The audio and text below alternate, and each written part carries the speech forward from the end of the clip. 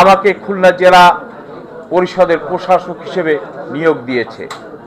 আমি কৃতজ্ঞতা জানাই আমার নেতা বাংলাদেশের প্রধানমন্ত্রী জনাব তারেক রহমানের প্রতি।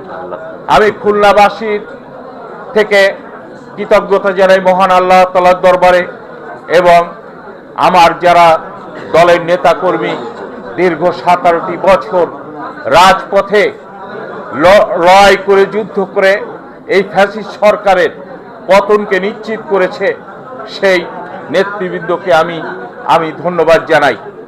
আমি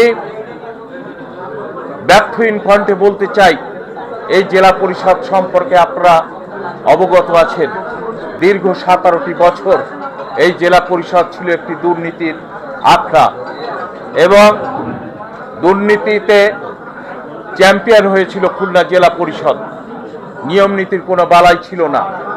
আমাদের প্রধানমন্ত্রী এই জাতির কাছে, এই দেশের কাছে, এই মানুষের কাছে উনি ওয়াদা করেছেন যে বাংলাদেশ একটি দুর্নীতিমুক্ত রাষ্ট্র উনি বাংলাদেশের মানুষকে উপহার দিবেন। আর সেই সুবাদে উনি আমার প্রতি আস্থা রেখে এই দায়িত্ব আমার প্রতি অর্পণ করেছেন। আমি সকলের কাছে দোয়া চাইব, আশীর্বাদ চাইব যে আল্লাহ তাআলা যেন আমাকে সেই তৌফিক দান করে যে সততা নিষ্ঠার সাথে এই প্রতিষ্ঠানটিকে পরিচালনা করার ক্ষমতা আমি রাখি।